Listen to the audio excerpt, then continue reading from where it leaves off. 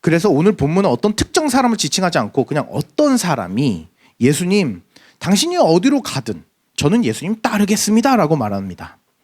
그런데 예수님 뭐라고 대답하시냐면 여우도 굴이 있고 공중에 새도 집이 있는데 인자는 머리 둘 곳이 없다라고 대답해요. 상대방이 저를 제자로 삼아 주십시오. 당신이 이제 저의 스승입니다. 저는 당신을 따르겠습니다 라고 했는데 스승님이 뭐라고 대답하시는 거냐면 그래 좋다 라고 하거나 아니면은 테스트를 통과해야 된다 라고 하거나, 이거 우리가 알고 있는 기본적인 순서인데 예수님의 대답은 특이하게도 인자는 머리 둘 곳이 없다라고 말해요. 그러면 이거는 대조 표현이죠. 새도 집이 있고 여우도 굴이 있는데 예수님은 뭐가 없다는 거예요? 머리 둘 곳이 없다, 기댈 곳이 없다, 쉴 곳이 없다, 잘 곳이 없다, 집이 없다 라는 것이죠. 근데 그게 그럴 법합니다. 보면은 예수님 도대체 어떻게 숙식하시는지 잘 모르겠어요. 예수님은 떠돌이 생활을 하는 것과 같은 사역을 하셨거든요. 그러니까 어딘가 기댈 구석이 없어요. 여러분 그 집이 주는 안정감이 얼마나 대단한지 여러분 잘 아시죠? 예, 아멘이죠. 집이 엄청 편하죠. 내 집이 제일 좋죠. 예수께서 나는 머리 둘 곳이 없다라고 하신 표현은 굉장히 복합적인 표현이죠. 그러니까 단순히 머리 대고 잘 침대가 없다는 뜻이 아니라 안정감 있는 처소가 없고 그런 관계적 어떤 가정 공동체이거나 아니면은 뭐 아내가 있거나 자식이 있거나 이런 어떤 가족이 주는 그 강력한 안정감이 없다는 얘기예요. 이 얘기를 왜 하실까?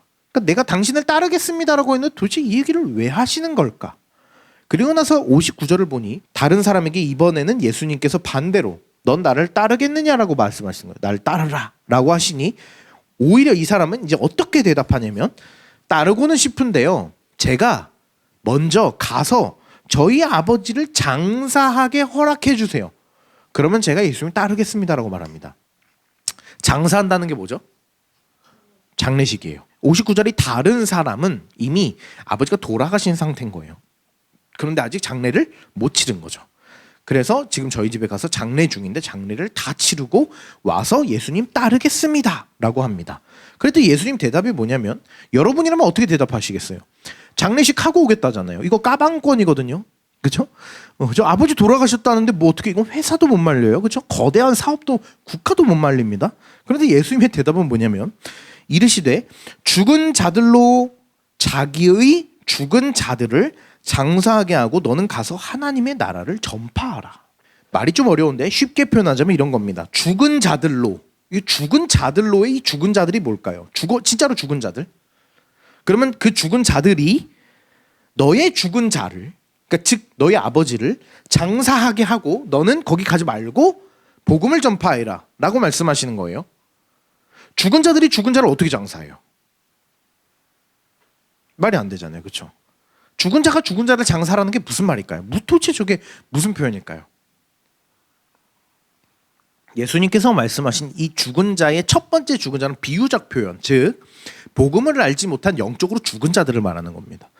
그러니까 너는 지금 내가 너에게 나를 따르라고 했는데 너가 진짜 내가 하나님의 아들인 것과 내가 이제 구원자라는 것을 믿는다면, 그렇다면 너는 생명이 무엇인지 영생이 무엇인지 아는 자인데 그걸 모르는 자들에게 너희 아버지를 맡기고 너는 복음을 전하는 사람이 되어라 라고 말하는 거예요. 그런데 제가 아까 말했듯이 이건 까방권이란 말이에요. 제 아버지가 돌아가셨고 장사를 치르는 게 맞는데 예수님은 장례식 치르는 것보다 복음을 전하는 것을 중요하게 생각하시는 것 같죠. 자, 여기서 뭔가 되게 여러 가지 마음속 충돌이 일어나야 됩니다. 우리가. 자, 다음 구절 61절. 또 다른 사람에게 이르되, 이번엔 다른 사람이 예수님께 이야기하는 거예요. 주여, 내가 주를 따르겠나이다마는 나로 먼저 내 가족을 작별하게 허락하옵소서. 자, 이건 뭔 말이에요? 예수님, 제가 예수님 따르고는 싶은데요, 다만 저희 집에 가서 가족에게 마지막 인사를 하게 해주세요. 이것도 굉장한 까방권 아니겠습니까? 예수님을 따르고는 싶은데 작별 인사는 하게 해주세요. 그러면은 상식적으로, 기본적으로 인간이라면 하게 해줘야 되는 거 아니에요? 엄마한테 가서 엄마 나 이제 예수님 따를 거야. 아빠 몇 년 동안 못 볼지도 몰라요. 저 선교 나가요. 단기 선교, 뭐 장기 선교, 그쵸? 그 부모님과 인사도 못 하고 간다? 말이 돼요? 그렇죠. 이제 비행기 타고 해외 사역을 가야 되는데 당연히 부모님 인사드리고 가야죠. 그런데 예수님께서 뭐라고 대답하시냐면 자 62절입니다. 예수께서 이르시되 손에 쟁기를 잡고 뒤를 돌아보는 자는 하나님 나라에 합당하지 아니하니라 라고 해요. 이게 무슨 뜻일까요? 손에 쟁기를 잡고 있다는 건 뭐예요? 쟁기. 그러니까 뭔가 홈이나 삽이나 뭔가 이런 농기구를 들고 있어요. 농기구를 들고 수확을 하는 거예요. 쟁기로 뭐 이렇게 고구마 캐봤어요? 고구마 캘 때 이렇게 캐면서 전진하는 거죠. 그렇죠? 그런데 손에 쟁기를 들고 내 눈앞에 있는 수확물을 캐야 되는데 왜냐면은 이 비유가 이 다음에 이어서 어떤 비유로 나오냐면 추수할 곡식은 많은데 일꾼이 적다. 이 신천지가 좋아하는 비유 있잖아요. 추수꾼 비유가 이 다음에 나오거든요.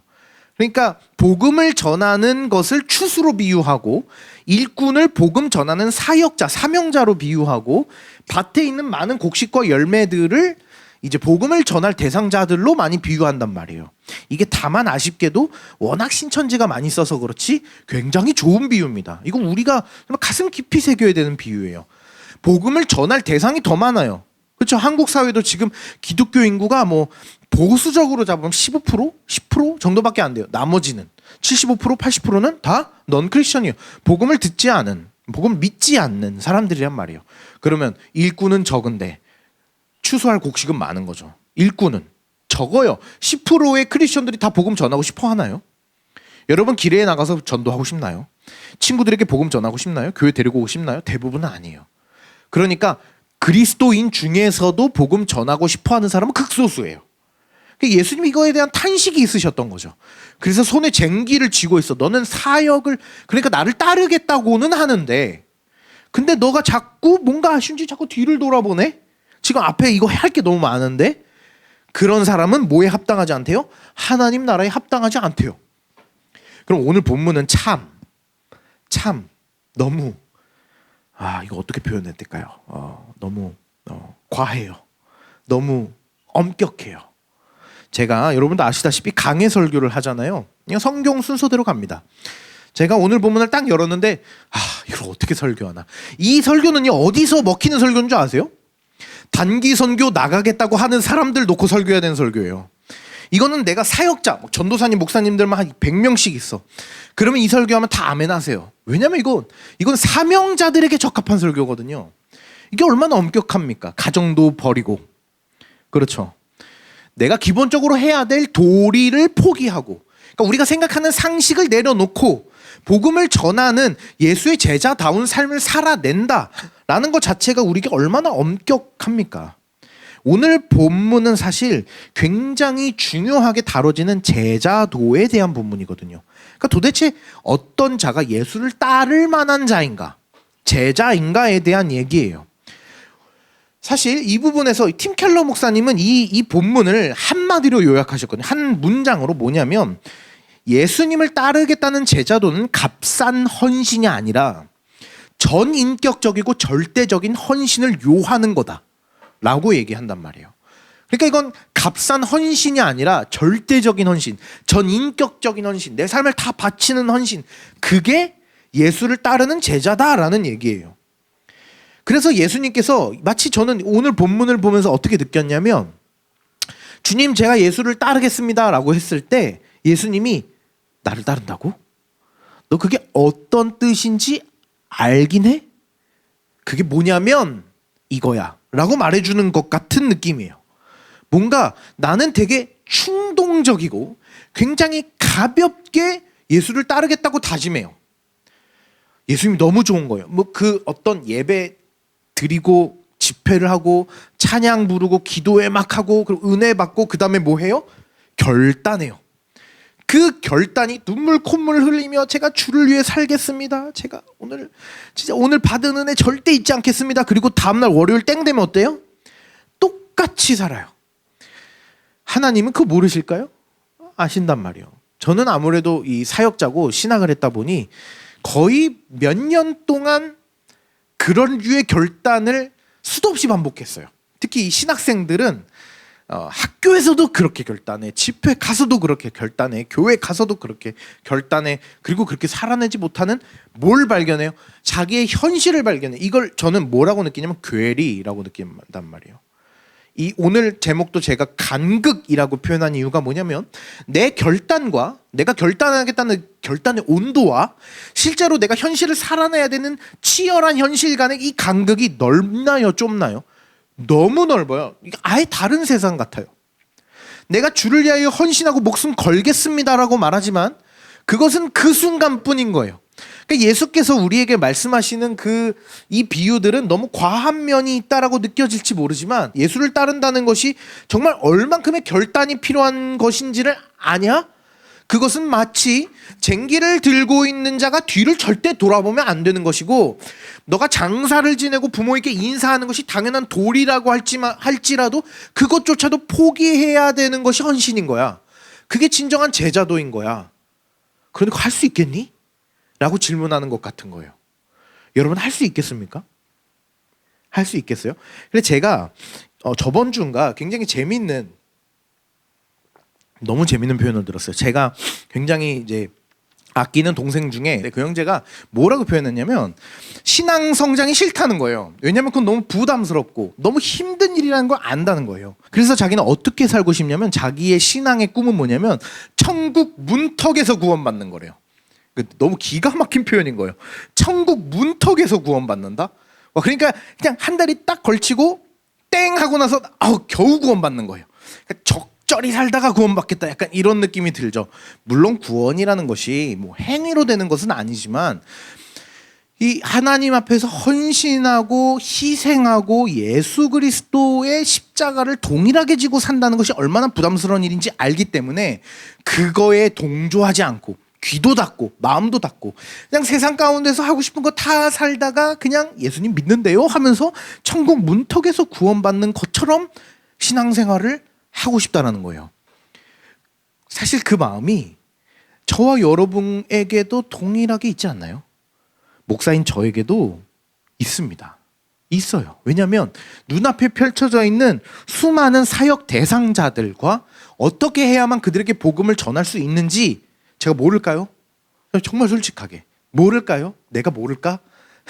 내가 모를까? 알지. 왜 알아요? 당연하죠. 거기에 가면 되고, 가면 부딪혀야 하고, 부딪혀서 전해야 하고, 또 거절도 당해야 되고, 쓰라린 아픔을 겪어야 하고, 잠도 줄이고, 내 체력과 마음이 다른 한이 있어도 내가 사도 바울같이 살겠노라 하면 그게 사명 아니겠습니까? 근데 그렇게 못해요. 자신도 없고요, 두렵기도 하고요, 주저되고요, 심지어는 귀찮기도 하죠.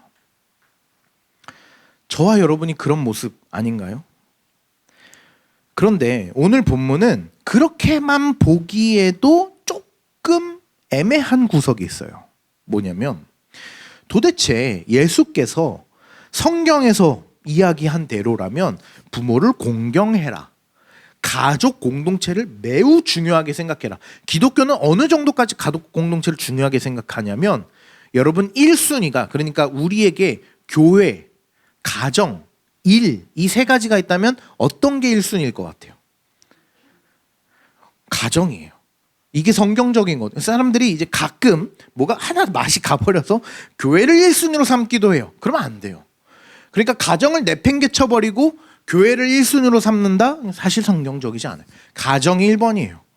그런데 오늘 본문은 예수님이, 즉 하나님이시고 하나님이 즉 그 말씀을 주신 건데, 아니 어떻게 부모님에게 인사도 못 드리고 부모님 장사도 못 지내게 하는 것과 같이 너무 과격한 거 아닌가?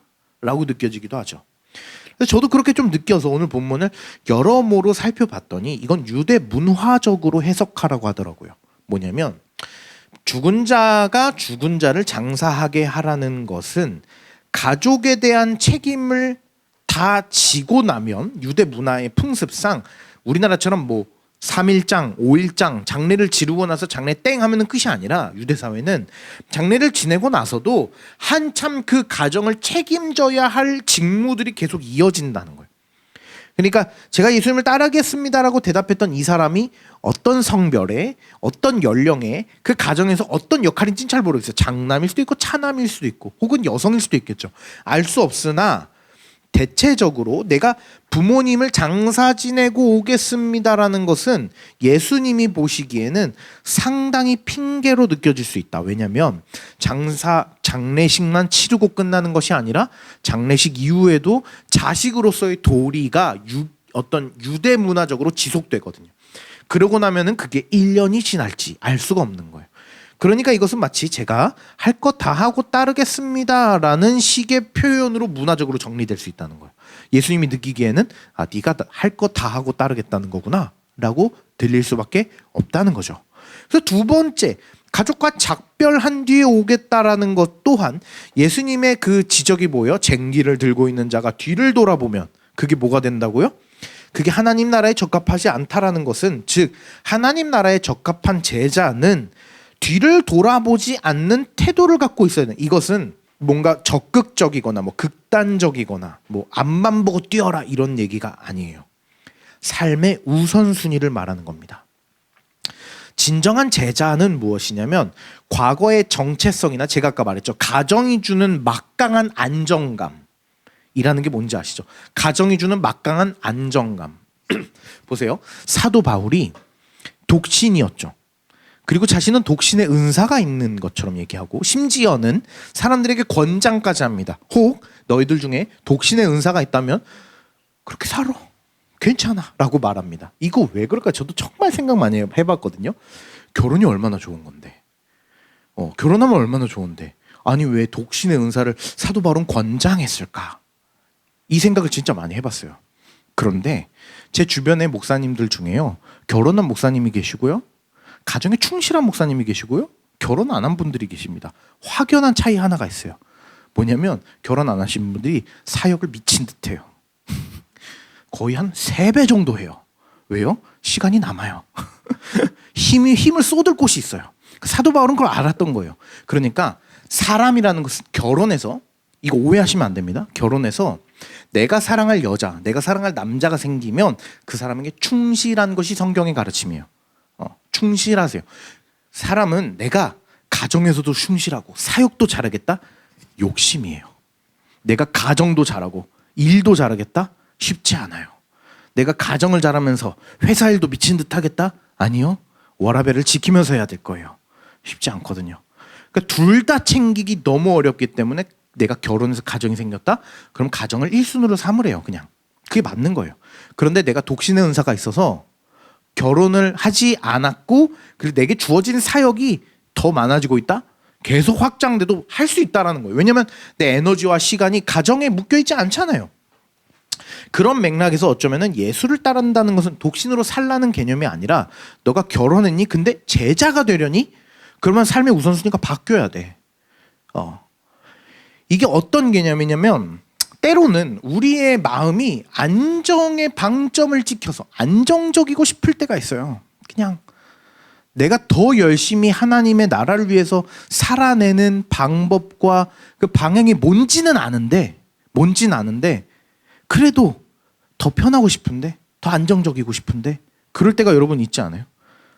그냥 더 누워있고 싶고 더 쉬고 싶고 안 하고 싶고 그리스도인으로서 사는 것이 어떤 것인지 아는데, 그러니까 제가 말하는 것은 저처럼 뭔가 목사처럼 사역자처럼 살라는 의미가 아니라 한 명의 청년 그리스도인으로서도 그리스도인답게 사는 방법은 다양하죠. 정말 많은 방법이 회사 안에서도 가능하고 가정에서도 가능하고 부모를 향해서도 형제를 향해서도 친인척에게도 가능하죠. 다양한 방식으로 복음을 전할 수 있죠. 친구들에게도. 그런데 그것을 하고 싶지 않고 게을러질 때가 얼마나 많은지 몰라요. 그럴 때 나를 가장 많이 흔드는 요인이 뭔지 살펴보면 놀랍게도 안정감일 때가 많아요. 나를 계속 앉아있게 하고 주저하게 하고 쉬게 하고 여기가 좋구나. 마치 저번 주 설교처럼 여기가 좋사오니 라고 만드는 것 같은.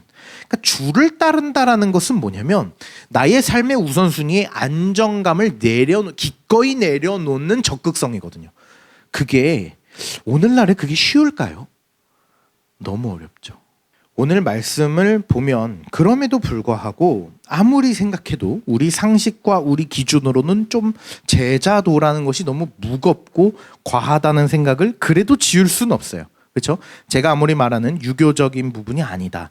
어떤 유대 문화적인 부분으로 오늘 본문을 해석해야 된다라고 하더라도 어떻게 아버지 장사 지내는 것을 어떻게 부모에게 인사드리고 떠나는 것조차도 못하게 하실까라는 생각을 할 수 있을 것 같습니다. 오늘 말씀은 그래서 나의 삶이나 나의 상식이나 내 기준 21세기를 살아가는 한국 사회의 청년으로서 오늘 말씀을 해석해서는 안 돼요. 성경을 볼 때 어떻게 좀 보길 바라냐면요. 이건 굉장히 중요한데 말씀을 볼 때 이 말씀을 보는 나의 눈과 이 말씀을 인식하는 나의 뇌와 그리고 이 말씀을 받아들여서 소화시키는 나의 가슴이 이 세 가지가 이게 뭐 이론적으로 이게 맞진 않겠지만 여러분 무슨 말인지 알죠? 무슨 말인지 알 거예요. 이것을 받아들이는 내가 나로서만 해석한단 말이에요. 내 자아가 이 본문을 보고 아 그래, 아 그렇구나 하면서 내가 이 본문을 해석해요. 그런데 성경을 제가 제 아내에게 최근에 이런 말 했거든요. 성경을 많이 읽어야 돼. 자주 읽어야 돼. 그리고 한참 안 읽다가 또 다시 뜰쳐봐야 돼. 왜냐하면 말씀은 분명히 내가 2년 전에도 빡세게 한번 읽어봤는데 한 2년 정도 지났는데 또 달라요. 이게 달고 오묘하다라는 뜻이 뜰쳐볼 때마다 와 그때 내가 이 본문을 읽었었는데 이 느낌이 아니었는데 또 다르네? 이런 게 있거든요. 그런데 그게 어디까지나 내가 생각하는 나의 머리와 가슴으로 보는 인식하는 말씀인 경우가 많아요. 근데 이게 어느 정도 계속 보다 보면 어느 순간에 어떤 시선으로 보이냐면 하나님의 시선으로 보여요. 그러니까 하나님이 우리에게 이 말씀을 어떤 마음으로 어떤 뜻으로 주셨을까가 보이거든요. 그래서 오늘 본문 같은 케이스가 그런 거예요. 내 눈으로 내 시선으로 내 사회적 상식으로 보면은 과하게 느껴지지만 그분의 시선으로 창조주 하나님으로 오늘 본문을 보면 우리를 구원하시겠다고 작정하신 그분께서 자신을 먼저 얘기하시길 난 머리 둘 곳이 없는 신이야 라고 시작하시거든요. 오늘 본문이. 그리고 나서 세상을 지으신 분이 세상에서 대접받지 못하시고 누릴 만한 권세가 있는 분이 그 모든 것들을 거절하시고 포기하시고 그리고 우리가 잘 알고 있듯이 본체는 하나님이시지만 낮은 곳에 처하셔서 그분과 동일함을 포기하시고 종의 형체를 가지사 낮아지셨어요. 사람이 되셨죠. 종이 되셨죠. 어디까지 낮아지셨냐? 십자가의 죽으심이라. 인자라 부르시는 인간으로서의 예수께서는 십자가 사형을 당하실 때 그의 어머니 앞에서 사형당하셨습니다. 그가 처하신 아픔과 낮아지심과 가난해지심은 오늘 본문의 상식으로 봤을 때 내 눈으로 보면은 예수님한테 그래도 좀 서운하네. 어떻게 제자가 되려면은 마치 가족까지 내팽개치라는 식으로 말씀하시지 내 눈으로는 그렇지만 그분의 눈으로 보면은 그분은 마치 고린도 후서 8장 9절의 말씀대로 이런 표현이 있거든요. 고린도전서 8장 9절에 우리가 주 예수 그리스도의 은혜를 너희가 알거니와 부요하게 하신 이로써 너희를 위하여 가난하게 되심은 그의 가난함으로 말미암아 너희를 부요하게 하려 하심이라. 그러니까 즉 예수께서 가난하게 되신 것, 여기서 가난함은 물질적 가난함만을 얘기하는 게 아니라 마음이 가난해지고 삶이 가난해지고 실제로 경제적으로 가난해지는 가난함이에요. 그런데 그분의 가난함을 통하여 뭐가 완성됐냐는 거예요. 우리의 부요함이죠. 그러니까 우리의 부요함은 뭡니까? 그분으로서 충만해지는 부요함이에요. 재정의 부요함인가요? 아니에요. 아쉽게도. 그것을 넘어서는 부요함이죠. 예수께서는 그의 낮아지심과 그의 가난해지심을 통해서 우리를 부요케 하셨습니다. 그렇기 때문에 자기 부인을 해도 괜찮은 것은 저번 주 설교대로 우리가 그분을 통하여 높아지기 때문이에요. 우리가 그분을 통하여 부요해지기 때문입니다. 우리가 남을 높일 수 있는 이유도 동일하죠. 우리에겐 창조주 하나님께서 우리를 향하여 주신 영적인 자존감이 있기 때문이에요. 세상의 기준에서의 자존감은 뭡니까? 내가 너보다 뭔가 더 나은 구석을 갖고 있어야 되죠. 그게 스펙이든 외모든 재정이든 삶의 환경이든 무언가 받쳐줘야 되죠. 그런데 이 영적인 자존감은 가장 위대하신 신께서 나를 위하여 가장 낮음을 자초하셨는데 그 낮음을 자초하셔서 부유하게 만드신 이가 다름 아닌 나라는 거예요. 그분이 나를 위하여 낮아지심을 자초한 것이 가장 영적인 자존감을 높일 수 있는 정말 중요한 핵심이거든요. 예수를 따른다라는 것은 이와 같아요. 그러니까 그를 따른다라는 것은 내가 기꺼이 낮아져도 그 낮음이 전혀 부끄럽지 않다라는 것을 의미하거든요. 그분께서는 현실과 순종 사이의 간극, 그 엄청난 간극 사이에서의 그 고통을 기꺼이 감내하시면서 우리를 살려내셨단 말이죠. 그분이 어디까지 해내셨는지를 깊이 묵상해야 됩니다. 마귀가 예수님을 시험했던 본문이 있거든요. 그거를 누가복음 4장 있는데 그걸로 거슬러 올라보면 이런 말씀이 있습니다. 마귀가 이르되 내가 만일 하나님의 아들이여든 이 돌들에게 명하여 떡이 되게 하라. 예수께서 대답하시되 기록된 바 사람이 떡으로만 살 것이 아니니라 하셨느니라. 보세요. 예수께서 너 지금 40일이나 금식했는데 배고프지? 너 능력이 있잖아. 이 돌 가지고 떡 되게 만들어봐 라고 했을 때 예수님이 뭐라고 하세요? 사람이 떡으로만 살 것이 아니요 하나님의 말씀으로 사는 것이라. 근데 이 말씀이 얼마나 비현실적이냐면 40일 금식 해보셨나요? 한 3일은 해보셨나요? 죽을 맛입니다. 제가 췌장 기 14일인데 죽을 것 같아요. 진짜. 한 7일 차부터 현기증에 제가 거의 평생을 살짝 비만해서 완전 비만으로 살아왔는데 그 14일 금식할 때도 이미 그래도 어느 정도 통통했단 말이에요. 내 몸에 얼마나 많은 에너지가 축적되어 있는가. 그런데 참 몸이 신기한 것은 한 5일에서 7일 정도 금식했는데 휘청이더라고요. 제가 무슨 빈혈 있는 것처럼.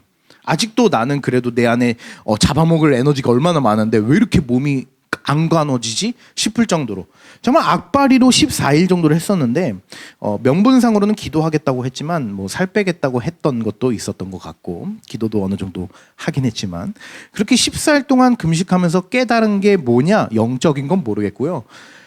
너무 모든 것이 다 먹고 싶다, 모든 것이 다 맛있어 보인다 였던 거예요.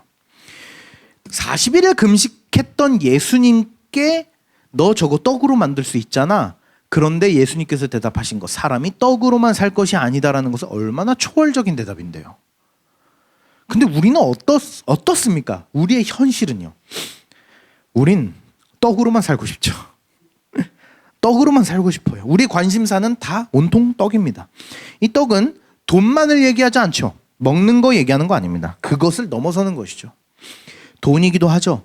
관계이기도 합니다. 인정, 명예, 사랑이고 존중이요 성취와 안정입니다. 이 모든 것을 돈으로 이뤄낼 수 있는 사회 속에서 살고 있죠. 우리는 그 간극을 느껴요. 사람이 떡으로만 살 것이 아니다와 나는 떡으로만 살고 싶은데의 간극. 하나님의 말씀으로서만 살아야 하고 살 수 있다라는 것을 머리로 알고 있음에도 불구하고 우리는 아마도 오늘 예배 끝나고 내일 월요일 땡 되면은 여전히 떡으로 살 겁니다. 신앙 성숙은 귀찮고 불편한 거예요. 우리는 천국 문턱에서 구원받고 싶어요. 달리는 경주마처럼 신앙생활하고 싶지 않습니다. 1등 사역자가 되고 싶지 않을 거예요. 저도 그런데요. 뭐 1등 너가 해. 그렇게 빡센 사역 너가 해. 사도 바울? 그래 사도 바울 너가 해. 난 그렇게 살고 싶지 않아. 그게 우리의 모습이죠. 예수님이 이런 우리의 마음을 보시면은 마음이 어떠실까요? 그분이 제자도를 얘기하시면서 쟁기를 들고 뒤돌아봐선 안 돼. 그렇게 말씀하신 예수님 앞에서 우리의 현실을 채우지 못하는, 현실의 간극을 채우지 못하는 우리의 모습을 보면서 예수님은 어떤 마음이실까요? 여러분, 저는 오늘 본문을 마치 마구 흐트러 놓은 것처럼 여러분에게 설교했습니다. 그래서 어쩌라는 거야. 설교는 항상 마무리를 지어야 되지 않습니까? 어떻게 살자고 해야 되는데 예수님은 제자도는 이런 거야.